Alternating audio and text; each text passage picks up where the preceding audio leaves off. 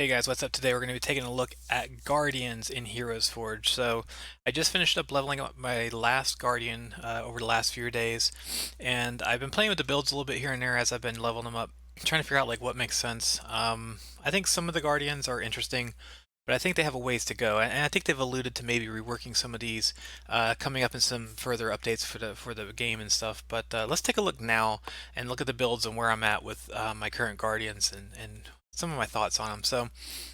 So Angel is the first Guardian you get, and she's the default one. So this is unlocked when you start the game. And so she's definitely like in the vein of a healer, paladin kind of a feel. She puts, I guess you call them bubbles in World of Warcraft, or then I guess in the Hearthstone to an extent. But her main, I guess, motivation is to heal and to protect characters as you play. So they kind of synergize a bit with like the paladin and the fire guardian guy and whoever the guy with the long flowing blonde hair, right? And so this is sort of the build I ended up with for her. And so interestingly, there's a couple of characters. This first upper left talent here is good. So for XP gain, I think this is a super good one. You're always going to be leveling up new characters and new tunes, so anytime you get a little bonus XP, that's a good thing. So I think that's well worth the points. Now these I kind of went back and forth on. So the difference between Blessing and Burning Light. Now, I'm not a big fan of where you have to apply a buff, and we'll look at this with one of the other Guardians coming up here. So I'm not a super fan of this because you basically apply it and then it attacks. It's okay. It's like a one-turn buff. 15% attack power in the scheme of things isn't a whole lot. It seems rather okay to me. So I just started with the base one. I had to have a point here to go kind of traverse the rest of the tree, so that's just the way that you could flip these two. I don't know what the differences are between these percentages. I assume this was higher, but it could be wrong. Anyways, pick between the two. I don't think it really matters too much at the end of the day. That percentage isn't going to make a big deal. I think attack power for the entire team. I think any buff for an entire team. Now that's obviously going to be better, right? That's going to apply to all the characters on the team itself instead of just one. That's a bigger impact, and it's going to be better for your team structure. So I think that's well worth the points there. On this, you can either go up and you can do 5% damage versus darkness, or you can do 5%, or I'm sorry, well, this was 5%. I put a point in it, so 5% versus light. I just kind of base it on what I see more inside of the arena right now. It's not a big deal again. I mean, that 10%, it's okay.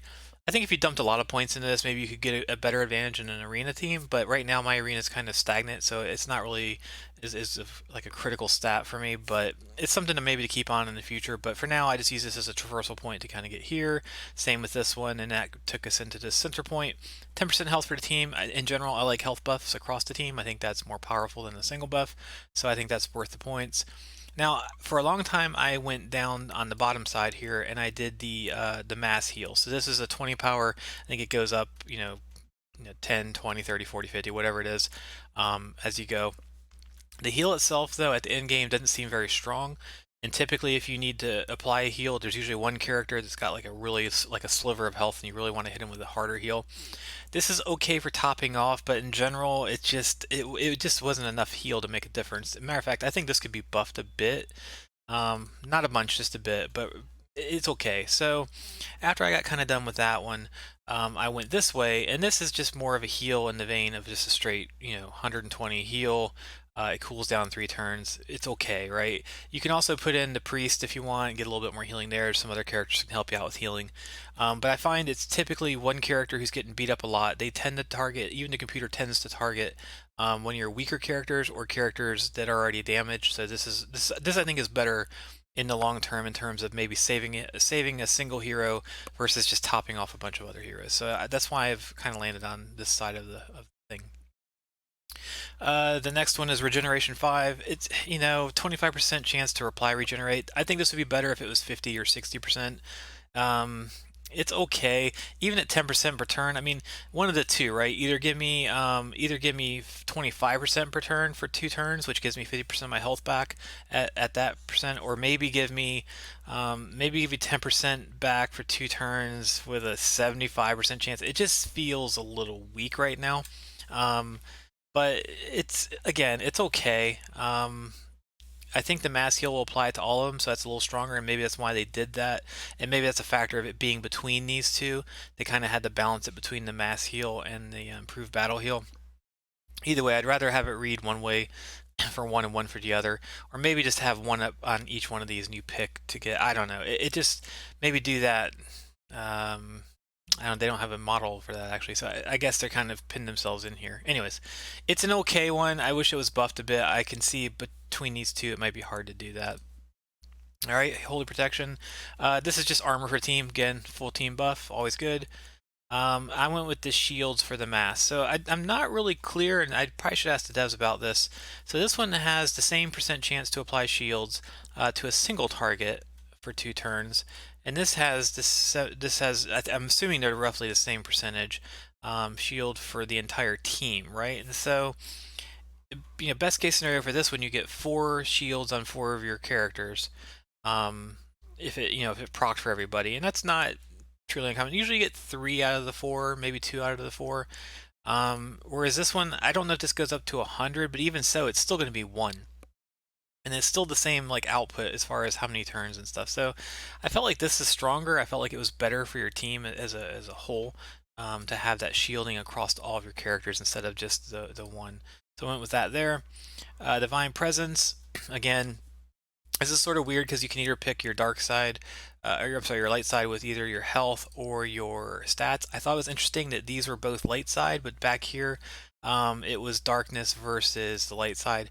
I was surprised that this wasn't this. So basically, 2.5% for all stats for light, and then 2.5% all stats for dark. They didn't do that, but either one, whichever. I think stats. I mean, I looked at this and said, okay, I can get 2% health, or I can get 2.5%, which is more across all my stats. That just feels stronger to me. So went ahead and rolled with that one. And then finally, the last one, Purifying Energy. This is a spell, 50% chance. It procs fairly often. I mean, if you have 4 characters, you have 50-50 chance on all of them. That's pretty good, and it seems to happen enough to justify the 5 points there. So that's my guardian for Angel. That's my sort of layout there. And again, I think you could switch these two around. If you feel like you're fighting more people in the arena and the darkness side, maybe put a point there.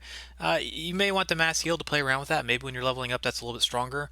But for now, I've went this route with that one. So there we go. So that's Angel.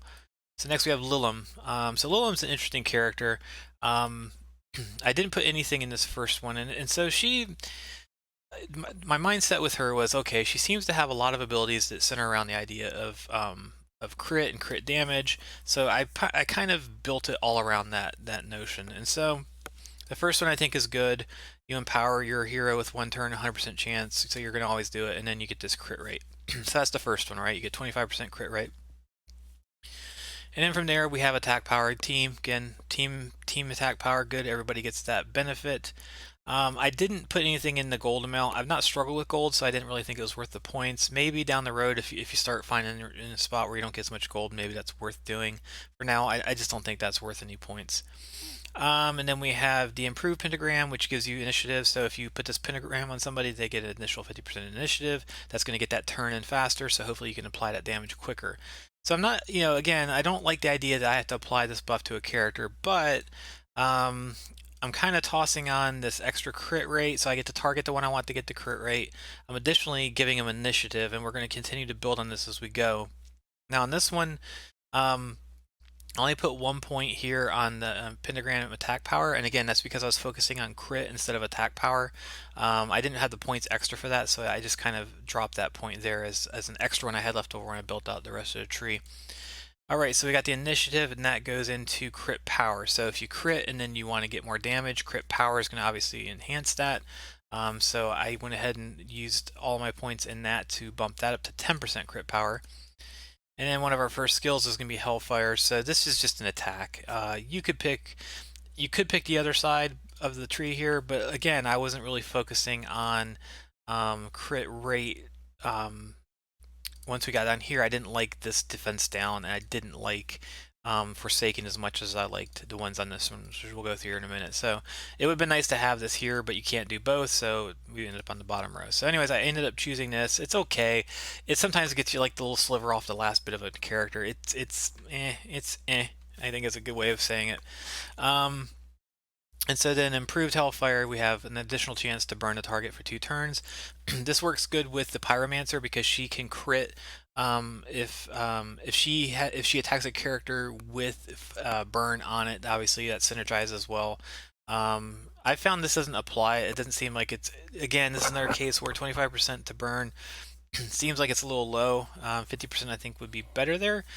Burn in general I don't find all that powerful, so it's kind of, it is what it is, but it's an okay thing, but might as well throw the points in there.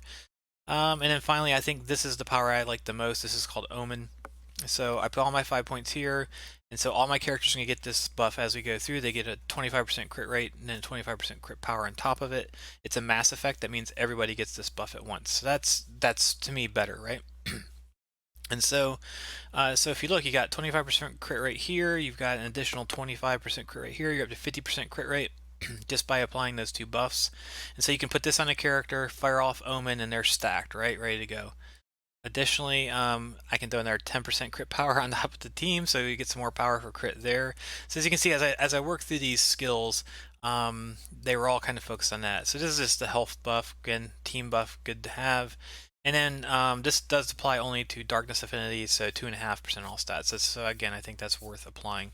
So that's where I went. The whole idea with this was to focus on crit characters, heroes like the where did she go here? The Forest Huntress. So if you look at her base crit rate is 18 and another 8. So we'll just call it 25. She has an additional skill where she does 30% crit rate. So if you combine that with the 30% plus the 25 and 25, it's like an 80%. So the big distinction here is, and I learned this from the devs the other day, is this number is a flat rate. So basically you're building, this is your base crit rate here, and this is gear plus your base, your gear, and there would be another one if you use the things from the hall. So if you picked one of these items with crit rate here, like this one, that would be applied to the base. So that's your base crit rate. So let's say that character is at 25% crit rate, and then we add an additional 80%. So it would be roughly whatever 80% of 25 is. So we'll say 18. So basically you end up with like a 44% crit shot for each individual shot with that character. So something to be aware of. If you're building a crit rate character, it's not like it's all flat. So when you're adding 30%, 40%, things like that, it's applied to your base crit rate from those other characters. All right, so that's Lilim. Again, that's sort of the road I took with her. This is a fireball. It's a single attack. It's okay. I didn't like Defense Down. I didn't think it did a whole lot. I think it was kind of meh to me. And then Forsaken was okay. It just, again, like the initiative and the attack power, I was following the crit road. If you wanted to go with the attack power build, you could do that, right? There's a lot of there's an attack power thing here, and the initiative tied to that. So again, there's some synergies there. In the way, it's okay, but I just followed this path for crits. We'll follow that for a while. So far, I'd say Angel is probably the best of the Guardians. Lilim is the second best in my opinion, and the most awful and not in far, far, far third place is Spectre. And so, Spectre, what can we say about Spectre? Spectre has a great scavenger skill that gives you an additional 15% drop rate. That's good. So if you're farming, I think she's worth throwing in just for this alone. You could literally dump the rest of this out and kind of ignore it. It's okay. So there's a curse chance here, which does minus 15%. So look, I mean, I've got 5 points in this thing, and I'm basically going to be doing a negative 15% attack power to a character. It's just really weak. It's just not good. And that follows into attack power for the team. That's decent, but the character we just looked at, she had that, so it's not really great. Down here we can take armor off people, or we can take off attack power. Again, when you take that percent and you apply it to a base, it's just not as big a number as it seems like. So I kind of ignored these two curses and then moved on to the next one, which is initiative. So this is good. Speed usually wins in games. So if you can turn someone down, you can slow someone slow someone's offense down a little bit. That's not always a bad thing. So I went ahead and dumped points into this. Poison, and again, this didn't feel great to put points into. It's a 25% chance to poison the target, which is going to do 10% per turn. It's just kind of It's not strong to me at all. This could be ugly, or like this could be 25% per turn. Maybe that's a little too much. Maybe we'll say 20% per turn, and maybe 2 turns, right? You could take 40% damage for that percentage. That would be pretty good. Right now, I just feel like it's kind of weak. It's just not that great. From here, you could either do a skilled attacks with 60 attack power, or you can do a mass effect for 40. This obviously scales up quite a bit more if you put more points into it. Um, this one had this thing where it's a 100% chance to apply shield burst. So this is so specific, right? It removes shields and damages the target for 5%. This seems awful to me.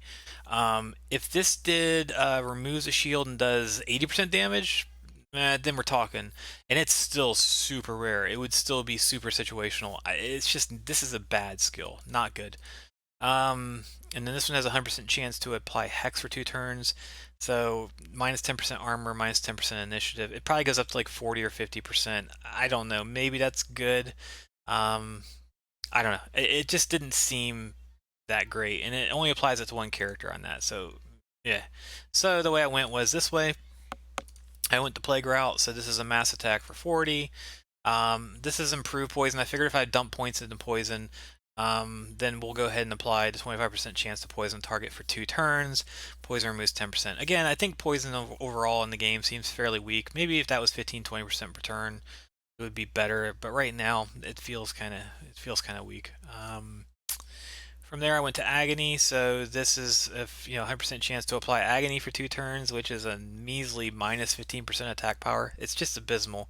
It does it to everybody, but it's just not good. They're not good. It's just terrible. This tree, in my opinion, needs some serious looking over. I don't think this skill is fantastic. The rest of this is just really, it's just not strong to me at all. Even this 10% armor for the team, okay, I guess. We did have this thing where it's an improved curse with a 10% chance to total purge, removes all positive effects. Again, I mean, even if it gets up to 50% with 5 points, it's still very okay. So I went with the Darkness Affinity Heroes with 2.5% stats, which I think was another one on the previous character as well. By far, I mean, Spectre in general, I think is the weakest of the Guardians. I use her only for that buff when I'm farming up things. Right now, I have that. I did stick with the dungeon pass for the keys. I think using the dungeon is the best way to get gear. I think it's the best way to level up your new characters, and I think it's the best way to level up in the game in general. I'll put a link in the video above here to show you my farming method for that. I still think that's the best I've found in terms of just getting characters up to speed really quickly. I think since the last video I made, which was a week or two ago, I've leveled up several characters. I've leveled up a Forest Huntress. I finished off my Acolyte. I also worked on finishing my Mage. I've picked up a Paragon, so I'm finishing up him, and I'm working on a Planeswalker. So it's been really good. I do recommend that. But again, going back to the Guardian thing, I think Spectre helps feed a few extra scrolls, a few extra pieces of gear here and there. It's not a bunch when you look at it in terms of the 15%, but when you mix the 15 with the 30% here, it's 45%, and you can also pick up a scroll if you're really farming hard to do that. So anyways, that's my video on Guardians. I'm hoping they rework some of these. I really hope they take a hard look at Spectre. I hope they don't, I hope they leave this one alone, and I hope they kind of redo the rest. They're cool looking characters. I mean, I do like that there's different things. I've actually had more fun with Lilum than I thought I would have. It's been fun trying to put together kind of a crit spec. I've been able to kind of do some nice damage inside of the raids lately. Let's see how we're doing today. So I'm in second right now, behind my boy Yasin, and you can see I've done some pretty decent damage. Not up here, but next closest person's at 200. So, and that's just a factor of using that crit build to kind of go in with a team that has their appropriate buffs and debuffs to kind of fight that fight. So anyways, there we go. That's my video on Guardians. I'll make another one if they ever redo these, but I think it's well worth unlocking them, leveling up. I think it's fun just to have new Guardians to toy around with and kind of learn the various bits and pieces of what they do. And maybe there's some other things I've missed. Games still kind of working these things out, and hopefully over the next couple releases, I know guilds are coming. They've got some new characters coming. I'll do another video on that soon. And hopefully once they get past that, I'm able to take a harder look at some of these characters and buff up some of these stats. So anyways, thanks for watching. Please give me a like and a subscribe and enjoy making the videos. And I'll see you guys in the next video. Thanks.